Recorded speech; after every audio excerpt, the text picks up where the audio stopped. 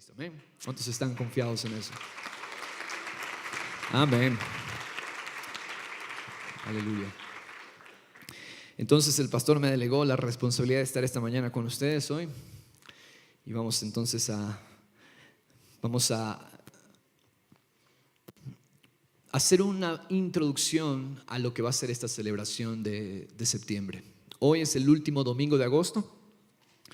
Y el mes de septiembre queremos en cada celebración, en cada reunión, hablar sobre el poder de la iglesia. Así que yo le voy a rogar, le animo a que busque, si no trajo, un esfero y un papel, porque vamos a hacer una introducción a este maravilloso tema, el poder de la iglesia. El poder de la iglesia. Entonces saque su esfero, saque su cuaderno, su lápiz. Y sobre todo yo quiero que usted anote cuál es el poder que tiene la iglesia. Yo voy a enumerar una serie de capacidades que tiene la iglesia y yo no quiero que usted se pierda ninguna de esas. Durante el mes de septiembre vamos a ir hablando un poco de cada una, pero yo le voy a dar ahorita el poder y la cita bíblica. Y usted tiene que anotarla, ¿verdad? Porque seguro que no quiere perderse de lo que usted puede hacer como iglesia de Cristo. El poder de la iglesia, una introducción, eso es el tema de hoy. ¿Amén? El día de mañana, lunes, vamos a iniciar una semana de oración. Es muy importante esta semana de oración. Toda la semana, del lunes a viernes, 7:15 de la noche estaremos aquí reunidos. Pero todo el tiempo es un tiempo de oración y búsqueda. Martes, miércoles y jueves, liderazgo, todas las personas que están sirviendo en una y otra área. Para nosotros es indispensable esta búsqueda especial. Y martes, miércoles y jueves vamos a hacer un ayuno, vamos a tener un tiempo de ayuno. Entonces toda la iglesia, unámonos en este tiempo de ayuno y oración. Toda esta semana vamos a estar orando y buscando el rostro del Señor. ¿El ayuno es con qué fin? ¿Cuál es el fin del ayuno? ¿Cuál es el fin del ayuno? Opción A, mover el brazo de Dios. Mientras yo más ayuno, más Dios se compadece de mí. No. Opción B, ser más santo. ¿Para eso es el ayuno? No. Opción C, para hacer morir mi carne. Para eso es el ayuno. Hacer morir mi carne. ¿Qué pasa cuando ayunamos? Hay dos voces en nosotros. Dos voces. Cuando ayunamos, una de esas voces se hace débil y la otra se hace fuerte. La voz de la carne se calla. La carne se calla. Es decir, mis impulsos, mi propia naturaleza, muchas veces hacer mi voluntad, se calla. ¿Y qué pasa con la voz de mi espíritu? Se hace más audible para escuchar a Cristo, para escuchar su espíritu. Entonces ese es el poder del ayuno. Es importante. Entonces esta semana vamos a estar ayunando martes, miércoles y jueves. Toda la semana, de lunes a viernes, tendremos este tiempo de oración. Cada noche por diferentes motivos. Y entonces ese es un preámbulo a toda la celebración que vamos a tener el mes de septiembre por el aniversario de la iglesia. Amén. Ahora, el poder de la iglesia, ¿no? La pregunta es esta: la iglesia, ¿qué es lo que se nos viene a la mente cuando escuchamos la palabra iglesia? Y hoy día vamos a romper algunos paradigmas que tenemos cuando escuchamos la palabra iglesia. ¿Qué es iglesia y qué no es iglesia? Y la primera idea que yo quiero que usted saque de su corazón y de su mente es que la iglesia es un lugar físico. Esa es la primera idea que usted tiene que sacarse de su mente. Póngale ahí, la iglesia no, pero un no en mayúsculas, con letras grandes. La iglesia no es un lugar físico. Este lugar físico es un lugar de reunión. Este lugar físico podríamos llamarle hasta de alguna manera un templo. Pero no es la iglesia como tal. Eso tenemos que tener claro. La iglesia no es un lugar físico. ¿Ok? Ahora, ¿de quién fue la idea de una iglesia? ¿O de quién fue la idea de la iglesia? La iglesia como la concibe la palabra del Señor. ¿De quién fue esa idea? ¿De los apóstoles? ¿De Pedro? ¿Del Papa? ¿De los pastores? La iglesia no es una idea de hombres o no es producto de la creatividad de alguna mente humana. No fue la idea de Pedro ni tampoco de Pablo. Muchos piensan, Pablo fue el fundador de la iglesia. No. La iglesia no fue idea de Pablo, ni tampoco los apóstoles. Yo le hago una pregunta, el matrimonio. Vamos a pensar un ratito en el matrimonio y la familia. ¿De quién nació la idea del matrimonio? Fue de Dios. El matrimonio y la familia fue concebida en el corazón de Dios. ¿Para qué? Para extender, ¿qué cosa? ¿Qué pasa si no creaba Dios el matrimonio y la familia? No existiríamos, exactamente. ¿Por qué razón? Porque el matrimonio y la familia es el plan de Dios para extender la vida humana a toda la tierra. No existe otra unión u otro matrimonio como Dios lo define que pueda hacer eso. Dios dijo, dejará el hombre, se separa. ¿Qué pasa cuando yo dejo a alguien? Hay una separación. Dejará el hombre a su padre y a su madre, se separa de su padre y su madre. ¿Para qué? Para unirse a su mujer. Es decir, hay una separación para unirse a otro ser, su mujer. Y los dos serán una sola carne. Esa idea salió del corazón de Dios. Hombre, mujer. Otra definición no es matrimonio, otra definición no es bendecida por Dios. Amén. Porque eso lo dice su palabra en el libro de Génesis.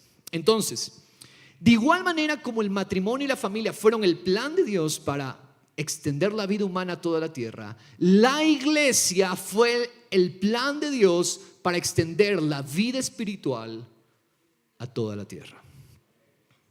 ¿Se entiende esta comparación? Así como el matrimonio y la familia fueron la idea de Dios, el plan de Dios para extender la vida humana a toda la tierra, la iglesia es el plan de Dios para extender la vida espiritual a toda la tierra. Matrimonio es vida natural, la iglesia, vida espiritual. Amén. Entonces ese es el plan de Dios. Es importante entender esto. ¿Por qué razón? Es importante entender la importancia de lo espiritual sobre lo natural. Dice Hebreos 11:3, en una versión en inglés que se llama El Mensaje: por la fe vemos que el mundo fue llamado a existir por la palabra de Dios, lo que vemos creado por aquello que nosotros no vemos. Es decir, las cosas que usted ve aquí en la tierra, en el mundo, son producto de que existieron primero en lo espiritual. Lo espiritual produce lo natural. Lo espiritual produce lo natural. Tenga claro eso de ahí. Primero existió ¿en dónde? En lo espiritual, y entonces existe en lo natural. Hebreos 11 nos dice, ya que Dios habló las cosas que existían en lo invisible, entonces llegaron a suceder en la dimensión visible. ¿Ya? Entonces digo esto, ¿por qué razón? Porque la iglesia se encarga de la vida espiritual y la familia, como Dios la instauró, se encarga de la vida natural. La iglesia nació en el corazón de Dios. Nació desde antes que el mundo sea creado, porque desde antes que todo fuera formado, en él ya estaba el plan de mostrar su gloria en la tierra. Antes de que Dios formara los cielos y la tierra, antes de todas estas cosas, ¿saben qué Dios tenía en su mente? Yo quiero mostrar mi gloria y quiero extender mi gloria en toda la tierra. Eso estaba desde antes de que el mundo fuese formado. Dios tenía en su corazón mostrar su gloria en la tierra. Y es que para eso está la iglesia. Muchos nos preguntamos, y bueno, ¿cuál es el sentido de ser de la iglesia? ¿Cuál es el propósito por el cual existe hoy la iglesia? La iglesia está para mostrar la gloria de nuestro Dios aquí en la tierra. Ese es el propósito. Estamos aquí como reflejo de la gloria de Dios. Mostrar quién es Dios, extender su esencia. ¿Quién es Dios? Dios es la esencia de todo lo bueno. Dios es la esencia de todo lo sublime. Dios es la esencia de todo lo santo. Piense por un momento en lo más alto, lo más sublime, lo más completo, lo más puro, lo más pleno. Ese es Dios. Él es la esencia, Él es el Todopoderoso. ¿Y qué es lo que hacemos nosotros como su iglesia? ¿Saben lo que hacemos? Extender su gobierno, su dominio sobre esa tierra. Mostrar eso que Dios es, mostrarlo aquí en la tierra. Para eso es que Él nos puso y para eso es que Él creó la iglesia. Y Él no quiere que ningún lugar de la tierra se quede sin ser lleno de su gloria. Dios no quiere que ningún lugar en la tierra, note esto, ningún lugar en la tierra, Dios desea que se quede sin ser lleno de su gloria. Es por eso que 2 veces en la palabra se dice que la gloria de Dios cubrirá la tierra así como las aguas cubren el mar. Porque el deseo de Dios, el plan de Dios, el corazón de Dios es que cada rincón sea lleno de su gloria, porque ese fue su sueño original. Ese fue el deseo original de Dios. Entonces, ¿para qué está la iglesia? Para consumar ese plan, extender su gloria, mostrar su esencia a cada rincón de la tierra, en cada persona. Ese es nuestro trabajo, nuestra función como iglesia. ¿Por qué razón? Porque Dios es tan grande, Dios es tan inmenso, Dios es tan lleno de amor, Dios es tan pleno, tan abundante, que los cielos no son suficientes para Él. Salmos 19:1 dice: los cielos cuentan la gloria de Dios y el firmamento anuncia la obra de sus manos. Los cielos cuentan, los cielos solitos hablan de una historia. ¿Quieren ustedes escuchar una historia? Deténganse a ver los cielos, porque los cielos cuentan una historia. Las galaxias, las estrellas, las constelaciones cuentan una historia, la historia de la grandeza de nuestro Dios. Cada cosa habla su historia. Y Dios es tan grande que miren lo que dice 2 de Crónicas 6:18. Salomón está dedicando el templo a Dios. Entonces normalmente, ¿qué pensamos? Ok, en el templo va a habitar Dios. Pero miren la idea que viene a la mente de Salomón, al corazón de Salomón. Viene esta idea y dice, miren 2 de Crónicas 6:18. Mas, ¿es verdad que Dios habitará con el hombre en la tierra? Miren, él se pregunta, ¿es cierto que Dios podrá habitar con el hombre en la tierra? He aquí los cielos y los cielos de los cielos no te pueden contener. Ustedes ven eso, lo que está diciendo Salomón. Señor, ni los cielos ni tampoco los cielos de los cielos te pueden contener. Entonces la pregunta que él se hace a continuación es: ¿cuánto menos esta casa que he edificado? En Salomón había un sentido de asombro. Sorprendido estaba del favor de Dios, de la promesa de Dios de llenarlo todo con su presencia. ¿Se da cuenta? Salomón está sorprendido porque Dios prometió llenar ese templo con su presencia. Pero Señor, ni los cielos de los cielos te pueden contener. Desde la partícula más pequeña. ¿Cuál es la partícula más pequeña? A ver, todos tenemos ojitos, ¿verdad? El ojito está formado ¿por qué? ¿Cuáles son las partes del ojo? Retina, iris, la córnea, bueno. ¿Y todo eso por qué está formado a su vez? Por células.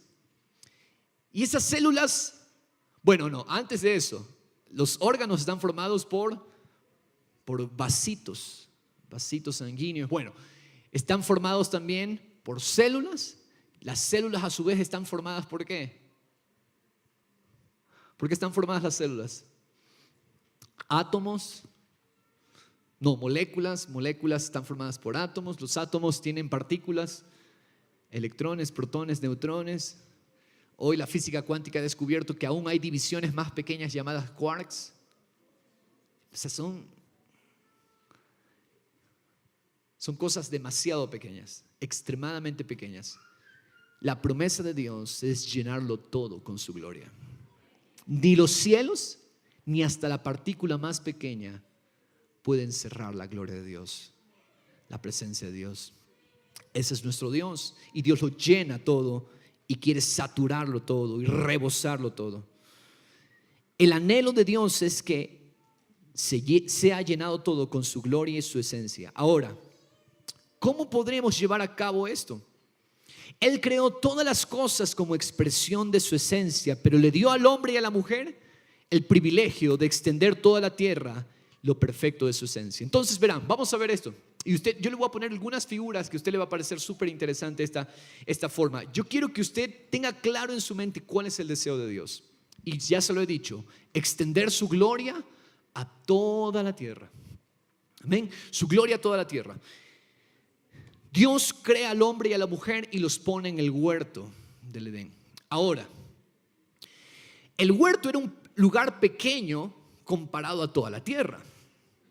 Es más, el huerto hoy en día no existe una evidencia certera, no se puede decir con certeza dónde está el huerto del Edén o decir, aquí estuvo el huerto del Edén. Hay especulaciones, hay quizás ideas, pero a ciencia exacta no se puede decir dónde estaba el huerto. El punto es este: el huerto del Edén, que se dice que estaba en lo que hoy es Irak, era un lugar pequeñito comparado ¿a qué? A toda la tierra.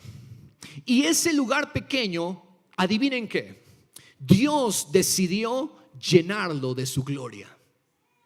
Dios, ese lugar, ese huerto, era la presencia de Dios, era la esencia de Dios. La vida de Dios estaba en el huerto de Edén. Y entonces, ¿qué le dice al hombre y a la mujer? Ok, ustedes son expresión de mi esencia, ustedes son expresión de mi amor, y ahora mi comisión para ustedes es: extiendan mi gobierno, extiendan mi dominio a todas las partes de esta tierra. Vamos a ir a Génesis 1:28. Vamos primero a Génesis 2:8. Génesis 2, versículo 8. Génesis 2:8. Miren lo que hace Dios. Jehová Dios plantó un huerto en Edén. ¿Qué fue lo que Dios puso? Un huerto en Edén, al oriente, y puso allí al hombre que había formado. ¿Qué fue lo que puso en el huerto? Al hombre, ¿verdad? Y nosotros sabemos después que vino también de una costilla del hombre, vino la mujer. Ahora, vamos a irnos ahora a Génesis 1:28, el capítulo anterior.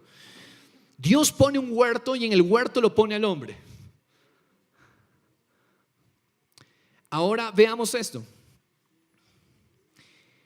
Génesis 1:28. Y los bendijo. Vaya a subrayar esa palabra. Y los bendijo Dios.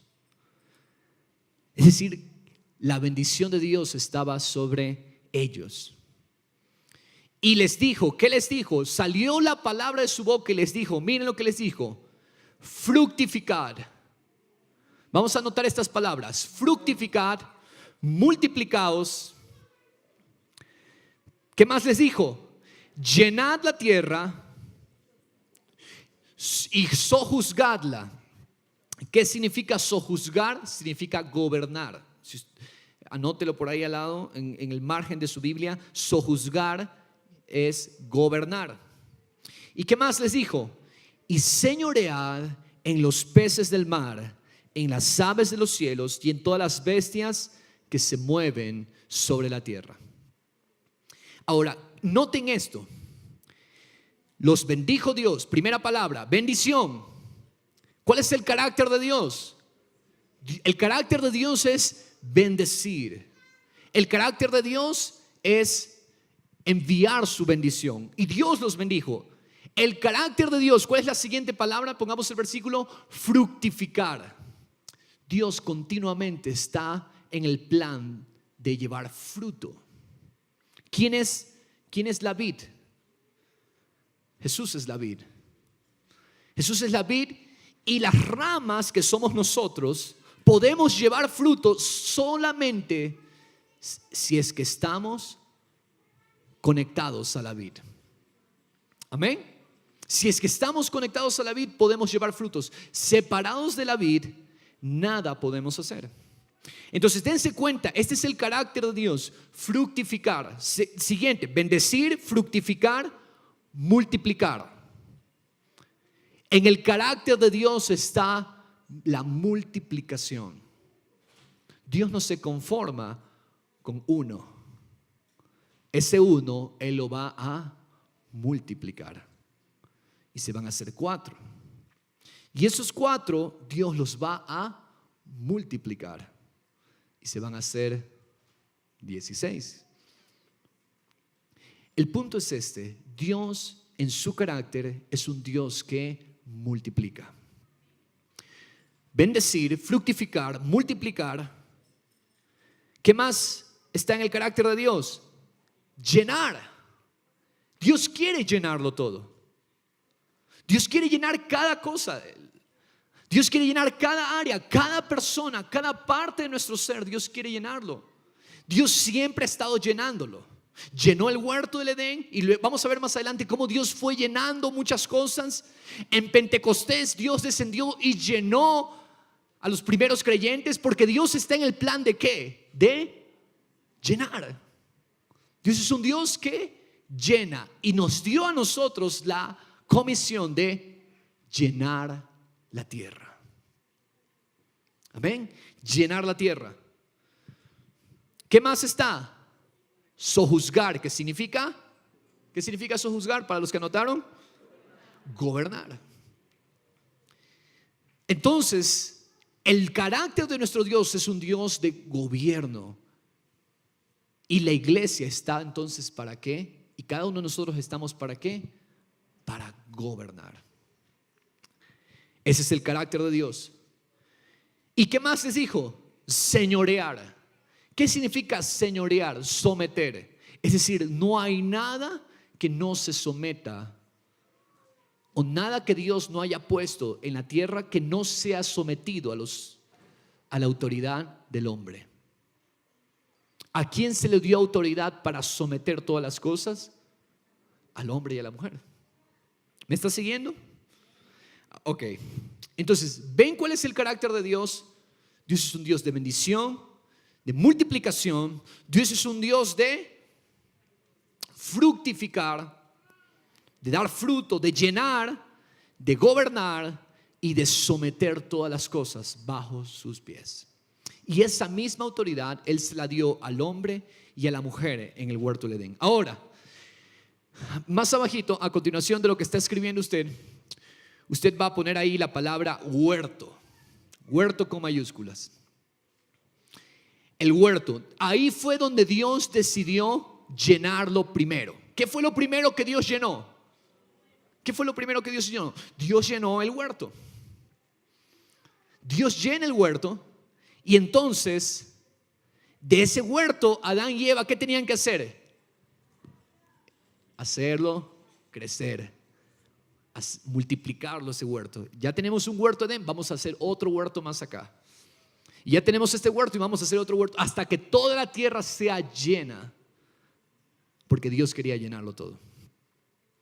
Bueno, ustedes saben, o muchos de ustedes sabrán qué pasó después. En Génesis 3 es la caída del hombre. El hombre se rebela contra Dios y en pocas palabras le dice a Dios: Dios, no necesito tu señorío, no necesito tu dominio sobre mi vida, no te necesito como Señor de mi vida, yo soy el Dios. Esa es la caída del hombre. Eso produjo la caída de la raza humana. El pecado entró al mundo y el pecado trajo consigo la muerte. Y la muerte se extendió a todos los hombres y todos nacemos desde entonces muertos espiritualmente. Sin embargo, déjenme decirles algo y les pregunto, ¿será que entonces el plan de Dios falló? ¿Falló el plan de Dios? El plan de Dios no falló. Él seguía en el plan de llenarlo. ¿Cuál es el plan de Dios? Llenarlo todo. Y entonces, ¿qué teníamos primero? ¿Qué anotó usted ahí? Huerto, ¿verdad? Teníamos un huerto. Dios convierte este huerto en un huerto móvil. El huerto que estaba ahí en Edén, ahora Dios lo convierte en un huerto móvil. ¿Cuál es ese huerto móvil? Dios convierte este huerto en un huerto flotante llamado el arca de Noé. Dios hizo un pacto con Adán primero, luego el siguiente pacto que Dios hace es con un hombre llamado Noé. Y díganme ustedes, quizás muchos se confundieron, se quedaron pensando un huerto móvil o un huerto flotante. El arca era un huerto flotante. ¿Por qué razón? Vamos a ir a Génesis 6, 18. ¿Qué es lo que Dios le dice a Noé? Génesis 6, 18 y 19. Vamos a leer.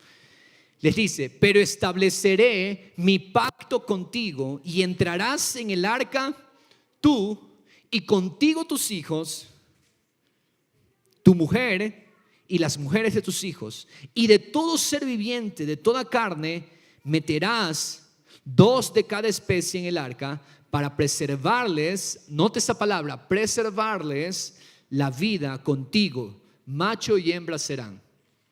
Es decir, Dios le ordena a Noé que meta en el arca un poco de cada especie, ¿verdad? Ahora, ¿de qué iban a vivir esas especies en el arca? Porque estuvieron un buen tiempo ahí. ¿De qué iban a vivir? ¿Qué comen los animales? A ver.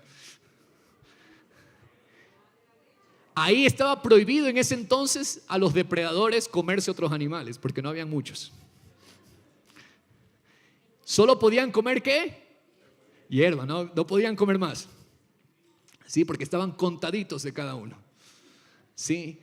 Entonces, una de las cosas que más abundaba en el arca, ¿qué era?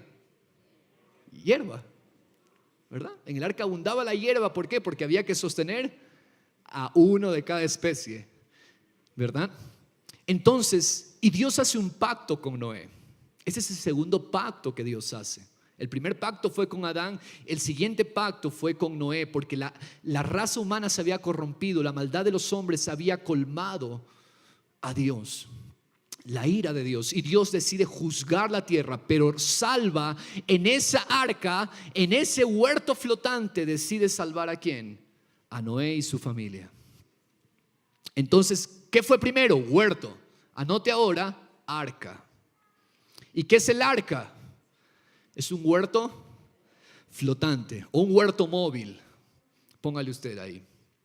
Dios primero se manifestó, Dios llenó ¿qué? El huerto del Edén. Ahora Dios se está llenando con su presencia. Toda la tierra está llena del juicio de Dios, pero el arca está llena ¿de qué? De la gloria del Señor.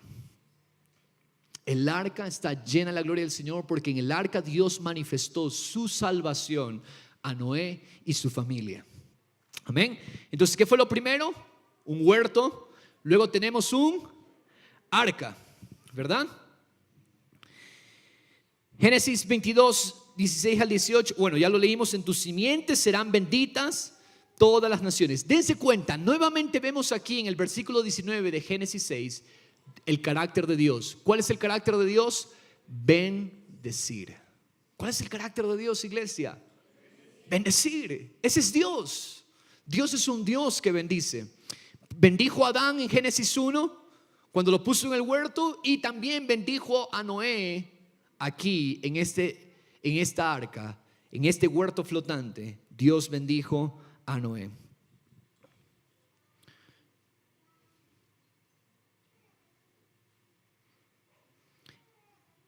en esta arca, después del diluvio, ¿qué pasó? Esta arca llegó a descansar en un monte. ¿Dónde descansó el arca? En el monte Ararat. Y es un monte, en un monte descansa el arca, pero también, dense cuenta, en un mismo monte Dios hace el siguiente pacto. El primer pacto lo hizo en un huerto, el segundo pacto lo hizo en un arca, con Noé a través de un arca. Y el tercer pacto que Dios hace lo vuelve a hacer en un monte.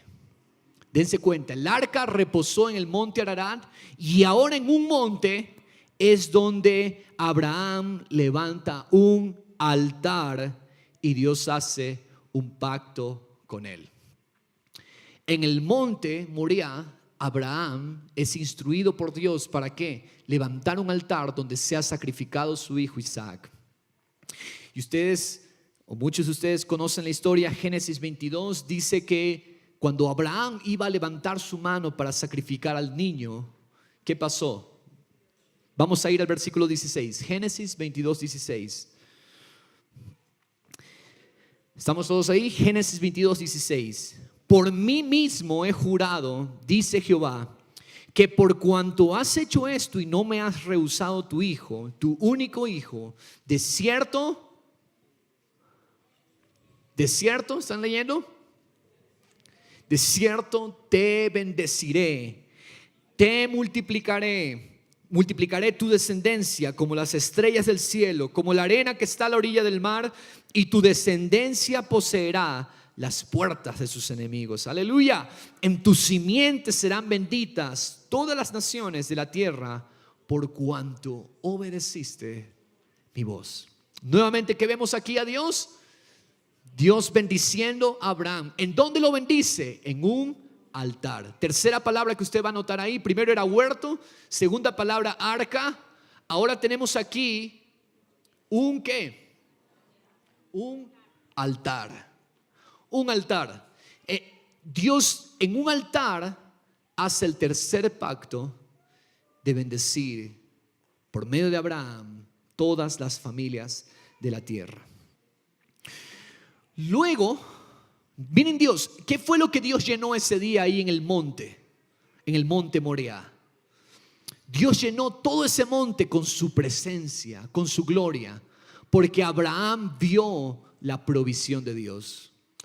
Como él iba a sacrificar al muchacho en ese altar que él había preparado, y cuando él estaba para clavar el puñal, Dios le dijo: detente, Abraham, porque ahora veo que realmente yo soy lo primero en tu vida. Entonces, Señor, y ahora el sacrificio quedó incompleto. Ahora, ¿cómo hacemos con el sacrificio? Entonces Dios provee un cordero. Y eso es una figura del cordero que es Cristo Jesús, ¿verdad? Nuestro cordero que fue inmolado, que fue crucificado y fue muerto por nosotros, por amor, para darnos salvación. Entonces ese cordero, ese altar fue lleno de la presencia de Dios. Ese altar y ese monte, el monte Moriah, aquel día fue lleno de la presencia de Dios. Entonces primero tenemos un huerto lleno. Luego tenemos un huerto móvil lleno, que es el arca. Luego tenemos ¿qué? Un altar que es lleno de la presencia de Dios. Porque Dios, recuerden lo que dije al inicio, antes de la fundación del mundo, Dios está en el plan de llenarlo todo. Luego entonces Dios convierte este altar, el altar de Abraham, Dios lo convierte en un altar móvil. Dense cuenta siempre esta secuencia. Primero lo hace fijo y luego lo hace móvil. Se mueve. A través de Moisés, Dios empieza a mostrar su gloria en un altar móvil que se llamaba el tabernáculo. Vamos a Éxodo 25, 8 al 9. Éxodo 25, 8 al 9. Y harán un santuario para mí, y habitaré en medio de ellos. Cuando Dios llega a algún lugar, Dios lo llena todo. Entonces, ¿qué es lo que dice Dios? Harán un santuario para mí y yo voy a habitar en medio de ellos. conforme a todo lo que yo te muestre, el diseño del tabernáculo y el diseño de todos sus utensilios, así lo haréis. Es decir, Dios decide mostrar ahora su gloria. ¿En dónde? En un altar, pero este altar era móvil, porque el tabernáculo, ¿qué es el tabernáculo? Era una carpa que iba de lugar en lugar. Recuerde que ellos estuvieron 40 años en el desierto y lugar al que iban, armaban la carpa. Se cambiaban a otro lugar, armaban de nuevo la carpa donde habitaba la presencia de Dios. Eso es el tabernáculo. Eso es el tabernáculo, un altar móvil. Años después, entonces anote ahí, tabernáculo, esa es el cuarto lugar que Dios llena, el tabernáculo. Años después, Dios convierte esta casa rodante, porque eso era el tabernáculo, era una casa rodante, era una casa móvil. Dios la convierte ¿en qué? En una casa establecida. El templo que Dios ordenó a David construir. Segunda de Samuel 7:2. Vamos a ir a segunda de Samuel 7:2. Dice, David le dijo al profeta Natán, mira ahora, yo habito en casa de cedro. David le decía, yo habito en casa de cedro, Natán, y el arca de Dios está entre cortinas. Es decir, hasta el día de hoy el arca de Dios sigue entre cortinas en un lugar que anda movilizándose por todos lados. Y miren lo que Dios le dice a David sobre su hijo Salomón, que su hijo Salomón iba a construir el templo que él tenía en su corazón. David soñó un templo, es decir, el padre tuvo la visión, David tuvo la visión. Dios necesita una casa establecida, una casa fija, y entonces su hijo lo lleva a cabo, Salomón. Ahí mismo en 2 de Samuel 7, el versículo 13, el mismo capítulo, miren lo que dice acerca de Salomón.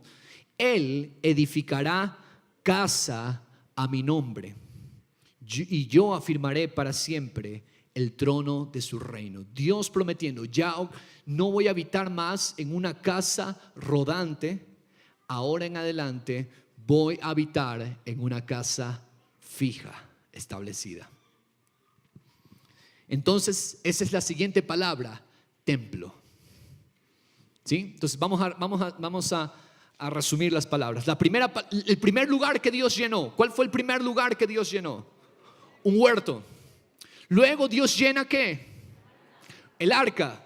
Luego Dios llena el altar. Después de un altar, Dios llena ¿qué?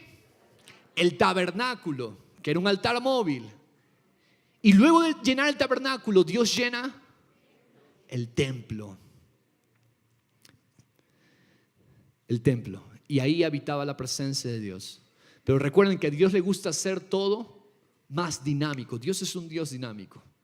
Dios no le gusta las cosas fijas, porque Dios está en movimiento siempre. Dios está creando siempre. Y Dios está bendiciendo siempre. Donde quiera que Jesús siga. ¿Ustedes lo ven a Jesús quieto en los evangelios? Jesús nunca estaba quieto. Jesús siempre estaba yendo de un lugar a otro, trayendo bendición. Entonces, ¿qué es lo que hace Dios? Dios consuma el último de sus pactos por medio de su Hijo Jesucristo. Y ahora al templo lo convirtió en un templo móvil. Nos hizo a usted y a mí habitación suya y casa suya. Y Él nos llena de su presencia. Él nos llena de su gloria, de su poder. Eso fue lo que pasó en Pentecostés. El Espíritu Santo llenó a todos los que estaban allí reunidos en el cuarto alto, en el aposento alto. Dios llenó a todos, porque Dios sigue llenándolo todo. Y Dios quiere llenar cada vida, cada día con su presencia. Muchas veces, me incluyo yo, muchas veces andamos ¿qué? Vacíos. ¿Por qué andar vacíos cuando tenemos un Dios que todo lo llena? Y que su deseo y su plan es llenarlo todo con su Espíritu Santo. Es por eso que el creyente, el cristiano, todos los días debe buscar la llenura de su presencia. Entonces anote la siguiente palabra después de templo: yo. Él decidió llenarme a mí con su presencia. Él decidió llenarlo a usted con su presencia. Primero fue un huerto, luego un arca, luego un altar, luego un tabernáculo, luego el templo, y ahora ha decidido llenarnos a nosotros. Amén. Dice 1 Corintios 3:16: ¿no sabéis que sois templo de Dios? ¿Acaso no saben ustedes, 1 Corintios 3:16, acaso no saben ustedes que ustedes son templos de Dios? Y que el Espíritu de Dios, ¿dónde habita? En el huerto del Edén ya no habita, en el arca ya no, en el altar de Abraham ya no, en el tabernáculo de Moisés ya no, en el templo de David ya no. ¿Dónde habita? En nosotros. ¿Dónde habita la presencia de Dios? Es en nosotros, iglesia. Y por lo tanto tenemos que sentirnos muy favorecidos por eso, porque Dios decidió habitar en nosotros. Mire Efesios 2:11. Efesios 2:11: por tanto, acordaos de que en otro tiempo vosotros, Efesios 2:11, acordaos de que en otro tiempo vosotros, los gentiles en cuanto a la carne. Esto nos está diciendo a nosotros el Señor. Póngale atención a lo que el Señor nos quiere decir a nosotros. Los gentiles en cuanto a la carne erais llamados sin circuncisión por la llamada circuncisión hecha con mano en la carne. Es decir, antes éramos incircuncisos. ¿Qué significa incircuncisos? No pertenecíamos al pacto de Dios. En aquel tiempo estaban sin Cristo, alejados de la ciudadanía de Israel y ajenos a los pactos de la promesa. ¿Dónde estábamos? Alejados de ser pueblo de Dios. No éramos pueblo. Ojo, a nosotros para nosotros no nos incluía la promesa a nosotros en un inicio. Nosotros no éramos parte del pueblo de Israel.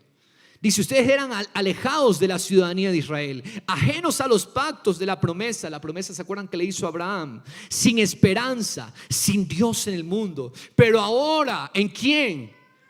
En Cristo Jesús. Vosotros que en otro tiempo estabais, ¿dónde estaban ustedes antes? Lejos. Ustedes que estaban distantes, ahora habéis sido hechos cercanos. ¿Por qué? ¿Por medio de qué? Por la sangre de Cristo. Por la sangre de Cristo. Y es entonces, dice, porque Él es nuestra paz. Él hizo la paz. ¿Se acuerdan que éramos un pueblo separado? Un pueblo alejado. Él hizo la paz. Y nos incluyó a nosotros también, porque Él es nuestra paz, que de ambos pueblos hizo uno, derribando la pared intermedia de separación, aboliendo en su carne, es decir, en la carne de Cristo. Y la carne de Cristo, ¿quiénes somos? Hoy somos el cuerpo de Cristo, somos su cuerpo, miembros de su cuerpo. Dice, aboliendo en su carne las enemistades, la ley de los mandamientos expresados en ordenanzas, para crear en sí mismo de los dos un solo y nuevo hombre, haciendo la paz. Y mediante la cruz reconciliar con Dios a ambos en un solo cuerpo, matando en ellas las enemistades. Es decir, Cristo en su carne rompió la enemistad que teníamos, y por medio de su carne y su sacrificio, Dios nos incluyó a nosotros en el paquete de la bendición. También la bendición nos alcanza a nosotros, los que no éramos pueblo. Versículo 17: y vino y anunció las buenas nuevas de paz a vosotros que estabais lejos, ustedes que estaban lejos, y a los que estaban cerca también, porque por medio de Él, los unos y los otros, tenemos entrada por un mismo Espíritu al Padre. Tenemos entrada por el mismo Espíritu Santo al Padre.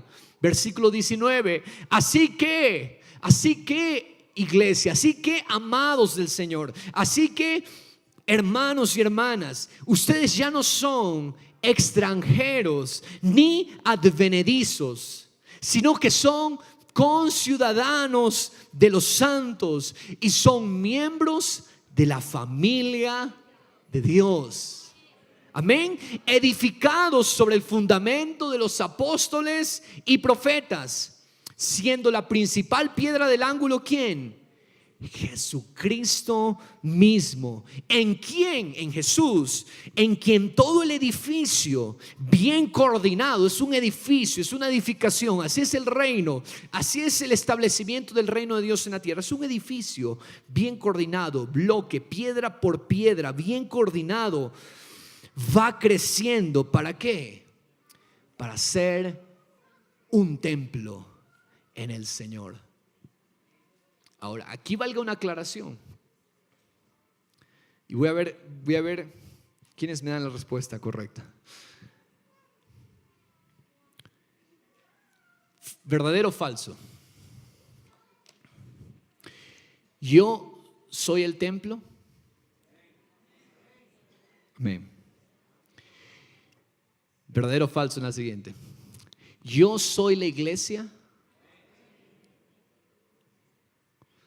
Suena bien y estamos cerca de la respuesta verdadera, pero no es la verdad del todo.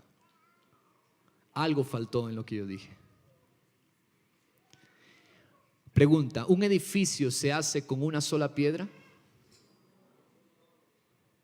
¿Cuántas piedras se necesitan?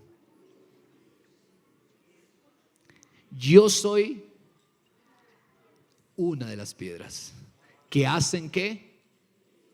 La iglesia de Cristo.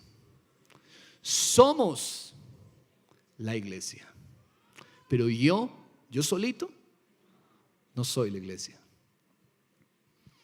Somos la iglesia. Somos el cuerpo de Cristo. Yo soy un miembro chiquito del cuerpo de Cristo, pero con un miembro no se hace el cuerpo. Se necesita de todos. Por lo tanto, pues lo que aquí nos dice el apóstol Pablo, en quien todo el edificio, versículo 21, bien coordinado, va creciendo para ser ¿qué? Un templo santo en el Señor. Y aquí viene el versículo que más me gusta y cómo cierra Efesios 2. En quien vosotros también sois juntamente edificados. ¿Para qué? Subraya esta palabra: morada de Dios en el Espíritu. ¿Qué es lo que somos? Morada de Dios. Eso es lo que somos nosotros. Algunos todavía no alcanzan a entender esto porque, bueno, no sé por qué, pero hay aquí una verdad poderosísima. Lo que era imposible, aquí no, ¿por qué les hice leer desde el versículo 11 hasta el 22? Porque era imposible. Pablo está diciendo era imposible, éramos ajenos al pacto, éramos enemigos, estábamos enemistados. Pero Dios hizo posible, por medio del pacto de la sangre de Jesús, hizo posible que nosotros seamos incluidos en ese pacto. Y Él rompió la barrera. En el templo había una barrera antes, en el templo de Salomón y en los templos que se construyeron después, en el templo de Herodes, había una barrera. Todos los que eran parte del pueblo podían entrar al templo propiamente dicho, pero había una barrera que hasta ahí nomás llegaban los que eran como nosotros, los gentiles. Los gentiles no podían entrar más allá. Los gentiles tenían que quedarse hasta un punto nomás, porque solamente era para los del pacto la entrada. Había una barrera de separación. Y ahora, aparte de que había una barrera, ¿saben qué? En los tiempos de Jesús, ¿saben qué habían hecho del templo? Quitaron a los gentiles, el pequeñito espacio que tenían los gentiles en el templo, los sacaron y pusieron mesas de mercaderes para vender, quitándole lugar ¿a quién? A las naciones para que adoren y alaben. Y ahí fue donde Jesús se enojó y dice: ellos no tienen entrada al lugar principal, y encima el lugar que tienen ustedes lo han hecho para vender y me han quitado y le han quitado la oportunidad a ellos de alabar. Jesús los reprendió y dijo: mi casa será llamada casa de oración, pero el énfasis es para las naciones, porque Dios desea incluirnos también en el pacto. Y por medio de Cristo, esa barrera de separación que había en el templo fue quitada. Y ahora tenemos entrada por medio de la sangre de Cristo Jesús. Amén. Y es a eso lo que se refiere Pablo en Efesios. Está diciendo la barrera, Él rompió la barrera. Y ahora tenemos entrada a su presencia. Amén. Ahora, si somos morada de Dios, quiero terminar con esto porque el tiempo avanzó. Mateo 16:13. Miren lo que dice. Viniendo Jesús a la región de Cesarea de Filipo, preguntó a sus discípulos diciendo: ¿quién dicen los hombres que es el Hijo del Hombre? Y bueno, unos dijeron Juan el Bautista, otros dijeron unos dicen que tú eres Elías, otros dicen que tú eres Jeremías o otro de los profetas. Versículo 15, Mateo 16:15. Él les dijo: ¿y ustedes quién dicen que soy yo? Respondiendo Simón Pedro dijo: tú eres el Cristo. Ahora, ¿qué significa Cristo? Porque nosotros no entendemos todo el significado de lo que es Cristo. Cristo significa, Él es la esperanza, el que había de venir para salvarnos, el ungido, el enviado, el Mesías. Cristo es una palabra griega. Si lo traducimos del griego al hebreo, es Mesías. Cristo en hebreo es Mesías. En otras palabras, ¿qué es lo que está diciendo Pedro? Pedro está diciendo: tú eres el Mesías, el que había de venir para salvarnos. Ese eres tú. Versículo 17. Respondió Jesús: bienaventurado eres Simón, hijo de Jonás, porque no te lo reveló carne ni sangre, sino mi Padre que está en los cielos. Y yo también te digo: tú eres Pedro. Pedro, ¿qué significa? Piedra pequeña. Pedro es piedra pequeña. Tú eres Pedro, roca pequeña, piedra pequeña. Y sobre esta roca, la palabra que utiliza Jesús ahora es roca grande. ¿Cuál era la roca? Jesús. Jesús está diciendo: sobre esta roca, tú eres piedra pequeña, pero yo soy piedra grande. Yo soy roca. Sobre esta roca, no sobre Pedro, porque muchos dicen: sobre Pedro fundó la iglesia. No, son dos palabras diferentes las que Jesús utiliza. Pedro es piedra pequeña, y cuando Jesús dice: y esta roca, hablando de él mismo, piedra grande, edificaré, es la primera vez que se menciona la palabra iglesia en la Biblia. Anótela, subráyela, es la primera vez. ¿Dónde nace la palabra iglesia? Aquí Jesús la primera vez la menciona. Sobre esta roca, hablando Jesús de él mismo, edificaré mi iglesia. Y las puertas del Hades no prevalecerán contra ella. Entonces, iglesia, el tiempo se nos va y bueno, ¿qué significa la palabra iglesia? La palabra iglesia significa, porque nunca antes se la había usado. ¿Saben lo que significa la palabra iglesia? Asamblea de gobierno. No era un lugar religioso, no era un templo religioso. Iglesia no significa templo religioso. Iglesia es asamblea de gobierno. ¿Qué eran viene de la palabra griega eclesía. ¿Qué eran las eclesías? Porque Jesús usa la palabra y la toma del vocabulario griego. Las eclesías eran asambleas que se armaban a las entradas de las ciudades.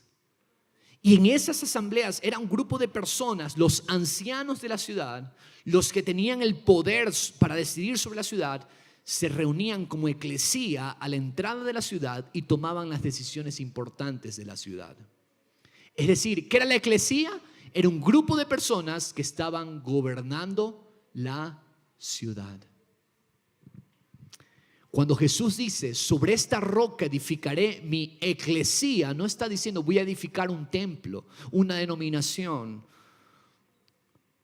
Jesús está diciendo: voy a edificar mi gobierno.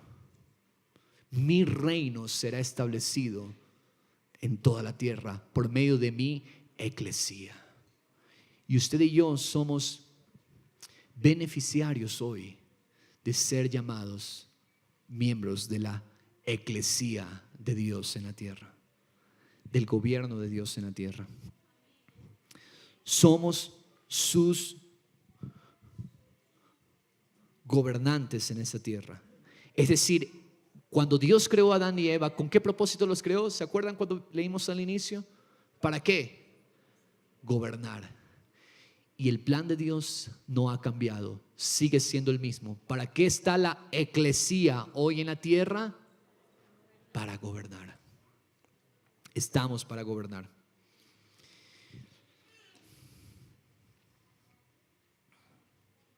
El poder de la iglesia. Esto es una introducción y yo quiero que usted vea lo siguiente. Las cartas de los apóstoles, el libro de los Hechos están llenos. Yo he pasado varios días sacando un resumen del poder de la iglesia.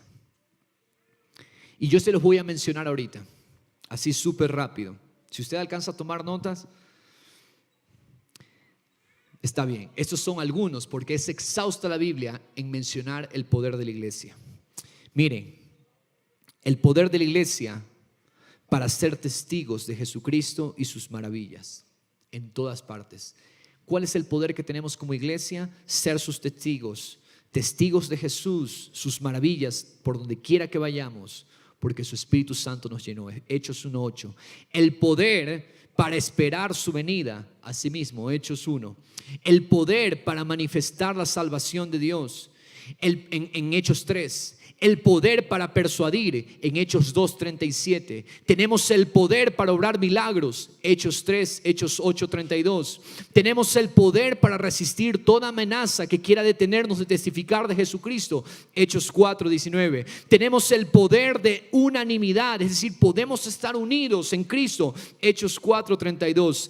El poder para liberarnos de las barreras impuestas que quieren impedirnos testificar de Jesús, Hechos 5:17. El poder para reconocer a aquellos que trabajan entre nosotros, 1 Tesalonicenses 5:12. El poder para honrar a los que nos sirven, 1 Timoteo 5:17. Tenemos el poder para gobernar y administrar con sabiduría, Hechos 6 del 1 al 7. Tenemos el poder para brindar defensa y razón de nuestra esperanza, Hechos 7. Tenemos el poder para liberar a los oprimidos, por espíritus inmundos, Hechos 8:7. Tenemos el poder para discernir el espíritu de las personas, Hechos 8:20. El poder para bautizar y hacer discípulos, Hechos 8:26. Tenemos el poder para la transformación radical, Hechos 9. Tenemos el poder para el crecimiento y la edificación y la prosperidad, Hechos 9:31. Tenemos el poder para resucitar muertos, Hechos 9:36. Tenemos el poder para alcanzar aún aquellos que nos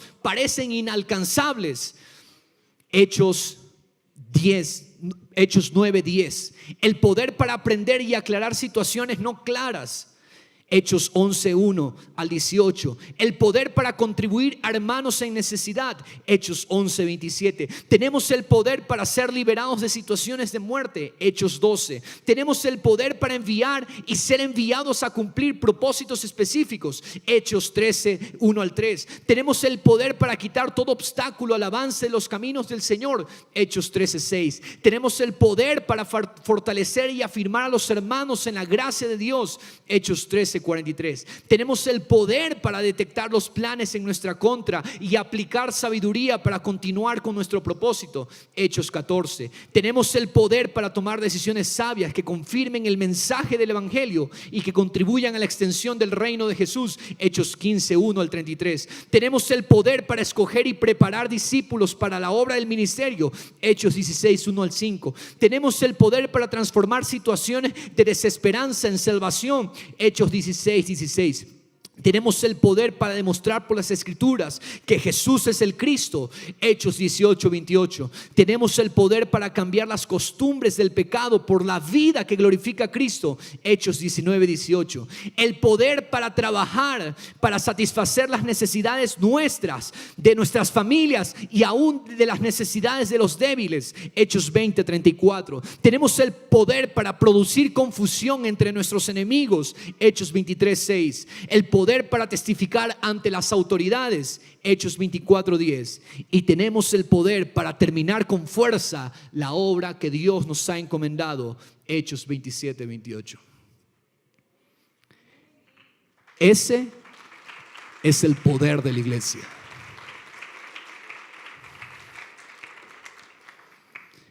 Y nosotros lo tenemos en nuestro inventario y lo desconocemos.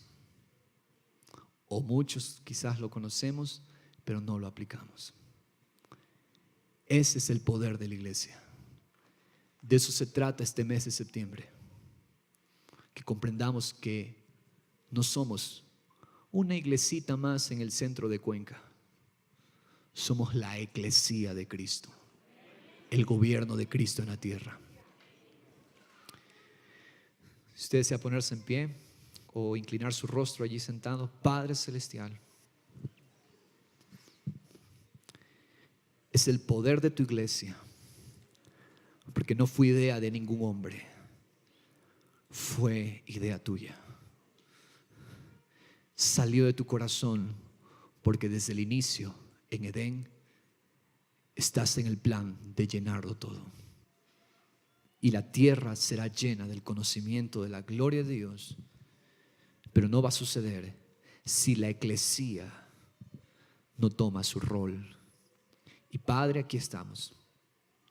Tú conoces los corazones aquí hoy dispuestos. Señor, si usted se siente que es para usted este llamado, si usted cree que es hijo de Dios, este llamado le incluye. Dígale: Señor, aquí estoy. Yo soy tu eclesía. Yo soy tu gobierno aquí en la tierra. Y estoy aquí para llenarlo todo. Quiero invitar a los ministros en el altar. Y vamos a orar. El Padre ha querido llenarlo todo desde el inicio. Siempre, siempre, siempre Él está llenándolo todo. ¿Cuáles son los lugares que están vacíos? ¿Cuáles son los lugares que están desiertos? El Padre los quiere llenar hoy. Si su vida está vacía, sabiendo que hay tanto para nosotros hoy,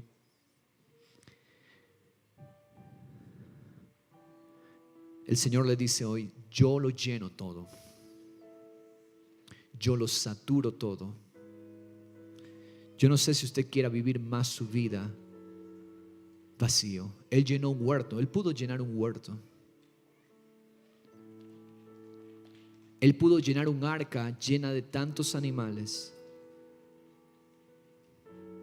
Él llenó un altar donde la salvación de Dios llegó a Abraham y a su hijo Isaac. Él llenó el tabernáculo de Moisés,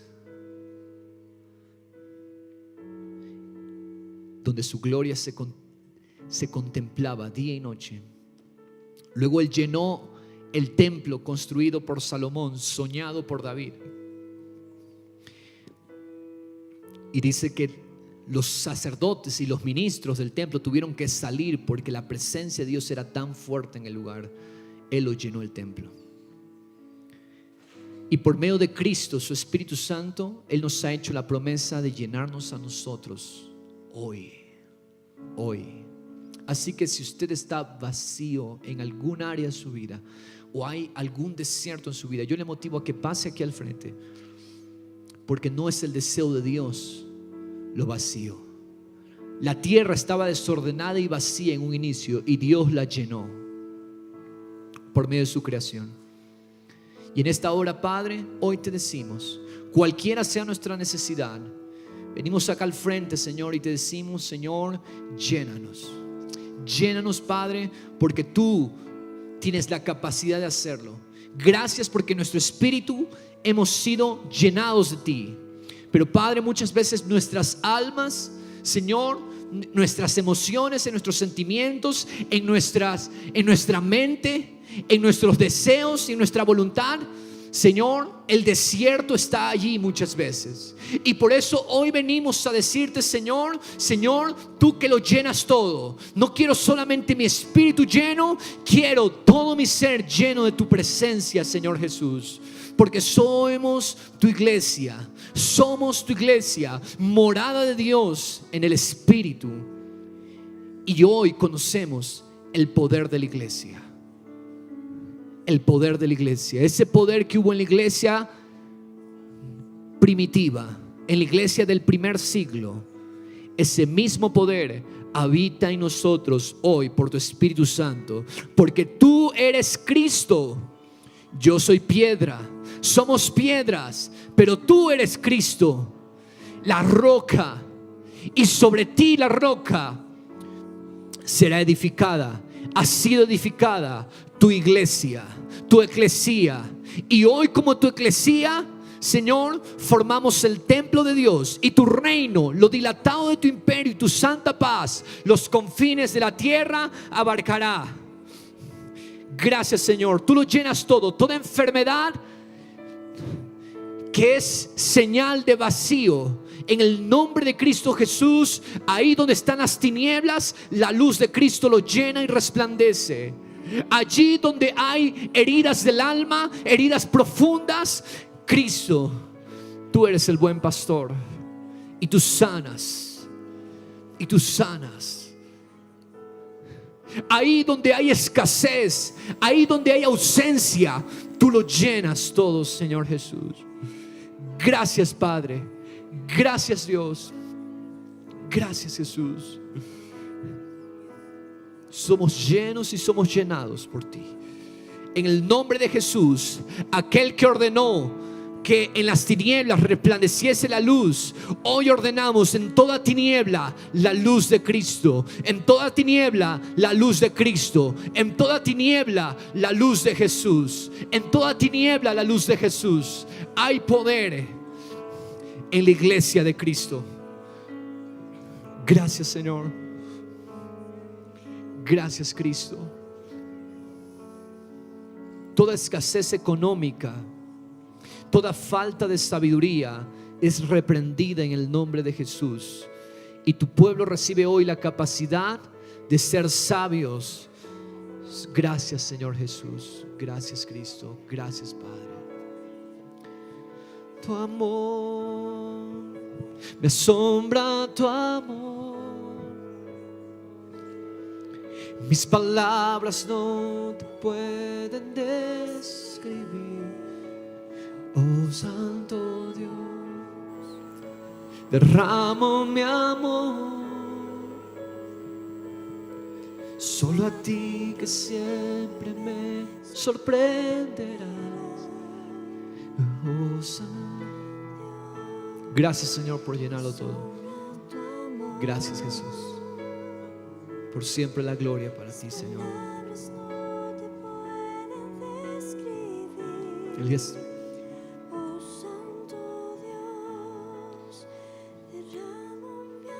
Amén. El poder de la iglesia, septiembre. Esto que mencionamos al final es lo que está disponible para nosotros. Yo le pido, por favor, mañana empezamos un tiempo de oración. Los pastores toda esta semana, desde el día lunes que tuvimos reuniones, han mencionado la necesidad que tenemos de buscar su rostro, de buscar la llenura. Mañana lunes, toda la iglesia está convocada. Tiempo de oración, tiempo de búsqueda. Es un tiempo de conocer de cerca lo que el Padre tiene para nosotros. Y martes, miércoles y jueves ayunamos. Viernes cerramos esta semana de oración y damos inicio al mes, porque el viernes es 1 de septiembre. Entonces, viernes cerramos esta semana de oración con victoria. Amén. Y todo el mes de septiembre tendremos la celebración del aniversario con el tema El poder de la iglesia. Amén.